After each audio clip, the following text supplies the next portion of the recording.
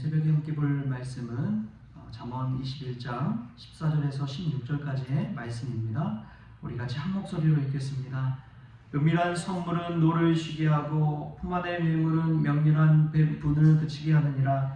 정의를 행하는 것이 의인에게는 즐거움이요 죄인에게는 패망이니라. 명철의 길을 떠난 사람은 사망의 회중에 거하리라. 아멘. 할렐루야. 오늘 새벽에 주의 전에 나온 여러분들에게 하나님의 사랑이 가득하기를 소망합니다. 어제 목사님이 다녀가셨는데 우리 경기 중부 여러 교회들을 대표하는 그런 목사님입니다. 그래서 연세도 이제 60대 중반이시고 노하우가 많으신 분이시죠. 근데 제가 참 놀란 것이 어제 이제 이런저런 얘기를 하는데 목회적인 질문들을 참 많이 하시더라고요. 어떻게 목회하고 있는지, 또 말씀이나 이런 걸 어떻게 하고 있는지, 요즘 교회에서는 무엇을 중점적으로 이렇게 또 사역을 해 나가고 있는지, 거기에 대해서 이야기를 하는데 이제 막 적으세요. 연세가 있다 보니까 뭐 온라인 홈페이지, 온라인 교회 세우기, 또 유튜브 관련된 이야기도 막 하고 이런저런 얘기하는데 그 배우려고 하시는 그 마음이 되게 많으시더라고요. 보통 연배가 있으시면은 가르치려고 하는 성향이 많잖아요. 말도 많이 하시고 그러시는 분들이 되게 많은데 그러지 않으시고 들으려고 하시더라고요. 그래서 배우려고 하고 뭔가 다른 것이 무엇일까, 어떻게 어려움 같은 문제 같은 것들이 다 있는데 교회마다 그것을 돌파해 나가는 것인가, 그것을 눈여겨보시고 들으시더라고요. 그래서 참 저도 배웠습니다. 배우려고 하는 마음, 들으려고 하는 그 마음이 얼마나 귀한지요. 어제 수요 예배도 참여해서 하시는데 말씀 노트 같은 것들 막 적으시더라고요. 그래서 참 도전이 되었습니다.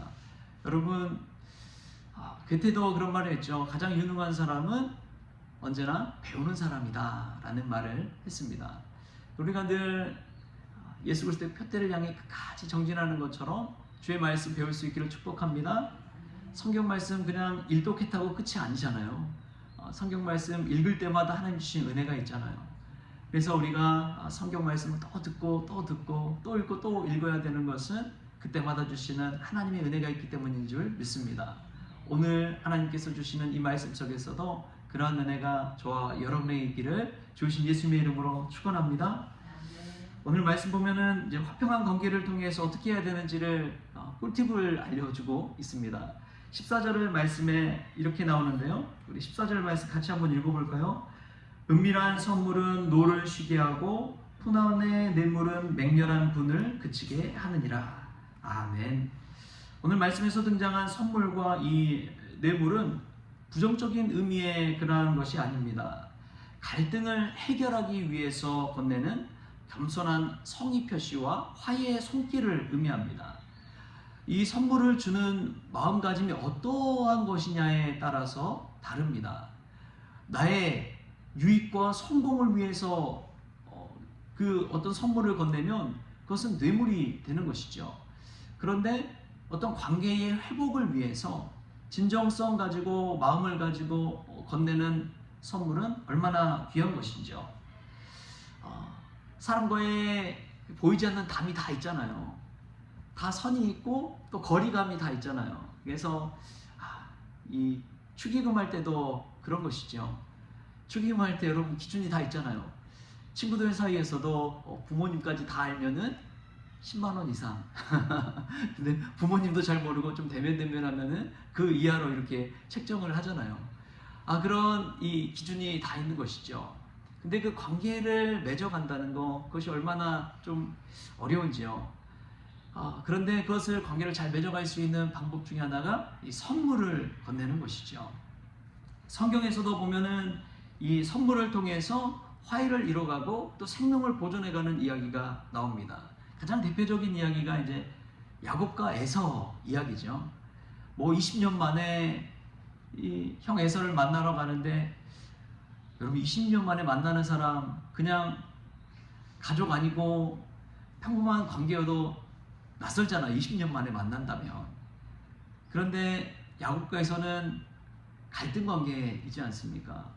야곱을 형 에서가 죽이려고 하니까 피해서 하란 땅으로 도피하잖아요. 야곱이 살기 위해서. 그러다 이제 다시금 20년 만에 돌아오는데 형 에서와의 관계가 끝에 안 좋았기 때문에 다시 만난다는 것은 자신의 목숨을 어쩌면 내놓아야 되는 그런 상황 가운데 놓여 있을 수가 있는 것이죠. 그래서 야곱이 지혜를 발휘해서 에서에게 나아가는데 먼저 세대의 선물을 보냅니다. 선물 공세를 펼치는 것이죠. 그래서 그 선물을 통해 형 에서의 마음을 누그러뜨리고, 그리고 나서 만나니까 이 극적인 관계의 화해를 맺게 되지 않습니까? 죽음에 이르는 갈등 관계가 아니라 그것보다 훨씬 낮은 단계로 만나게 되는 것이죠. 여러분, 이것이 이 야곱이 살아가면서 또 보여준 지혜입니다.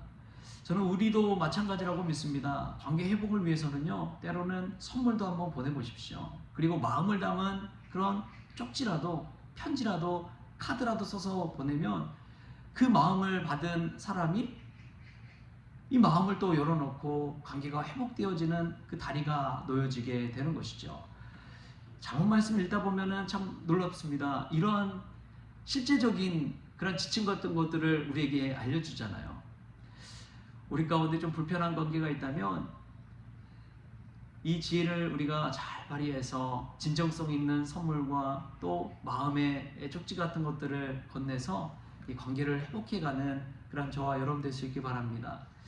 그리고 저는 이거는 우리 믿는 공동체 안에서도 마찬가지라고 믿습니다. 또 구역장님들, 소그룹 모임을 인도해가는 리더들은요, 이런 것이 필요합니다. 그래서 본인 리더 자리에서 여러 구역 식구들을 또 살피고 또 기도해주고 관심 갖고 세워간다는 것은 이런 선물과 진심 어린 마음과 또 쪽지 작은 것 아무 것 아니더라도 그 카드 한 장 건네므로 구역 식구들의 마음을 열고 또 믿음으로 하나 될 수가 있는 것이죠. 얼마나 참 중요한 것인지요.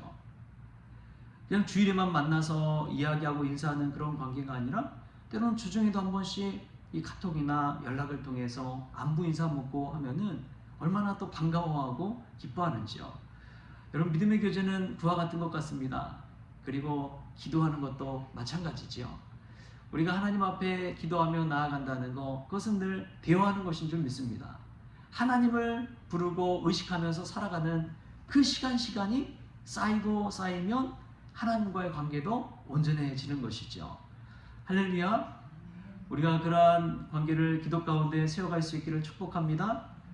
또 보면은 오늘 말씀에 이 명철의 길을 떠난 사람은 사망의 회중에 거하리라 라고 이야기합니다. 명철의 길을 떠난다는 것은 무엇입니까? 명철의 길은 생명의 길을 향해서 나아가는 것을 뜻하는데, 이 바다에서 항해하는 그 배들을 보면 알 수가 있습니다.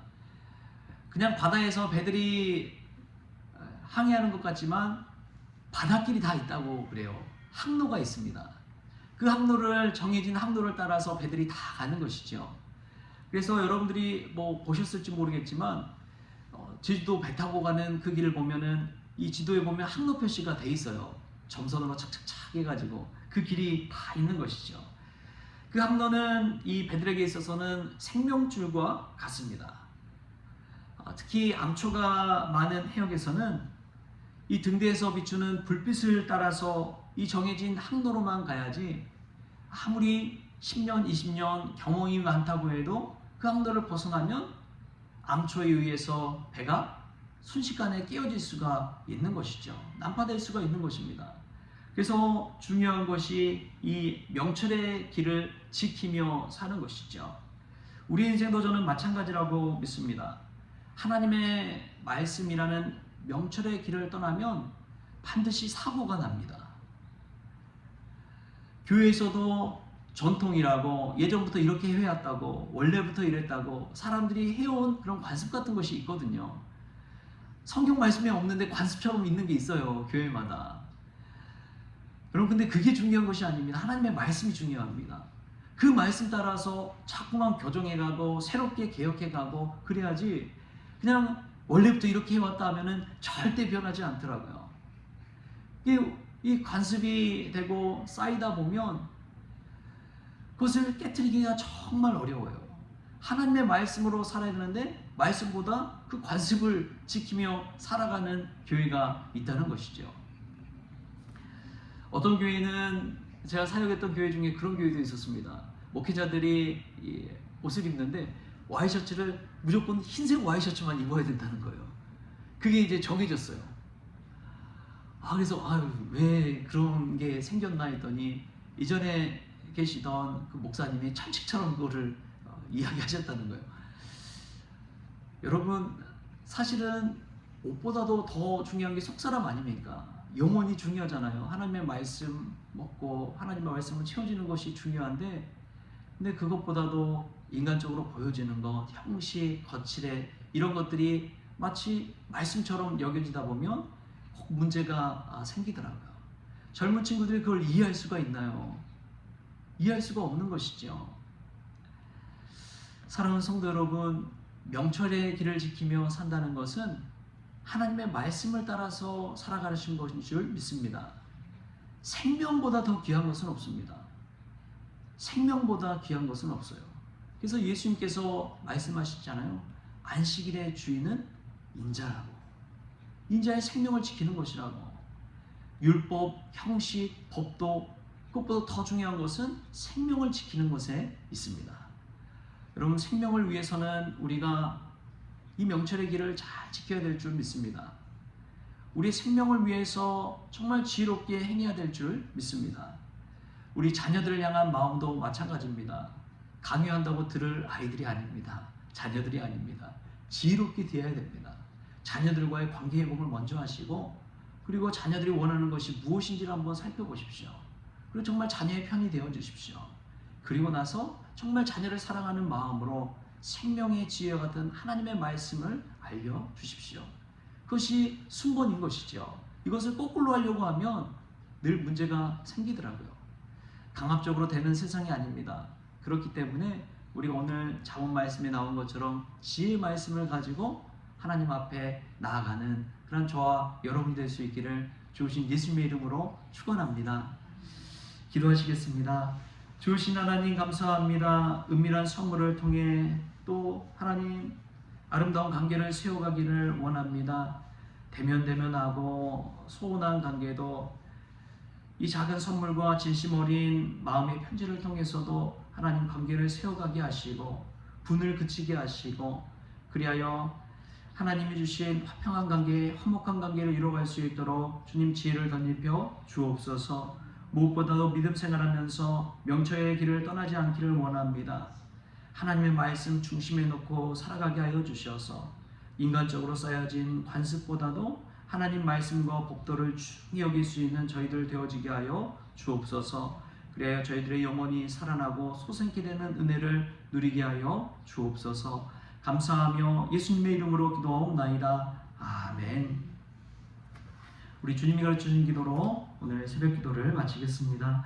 하늘에 계신 우리 아버지여, 이름이 거룩히 여김을 받으시오며 나라가 임하시오며 뜻이 하늘에서 이루어진 것 같이 땅에서도 이루어지이다. 오늘 우리에게 일용할 양식을 주시옵고, 우리가 우리에게 죄진 자를 사하여 준 것 같이 우리 죄를 사하여 주시옵고, 우리를 시험에 들게 하지 마시옵고 다만 악에서 구하시옵소서. 나라와 권세와 영광이 아버지께 영원히 있사옵나이다. 아멘.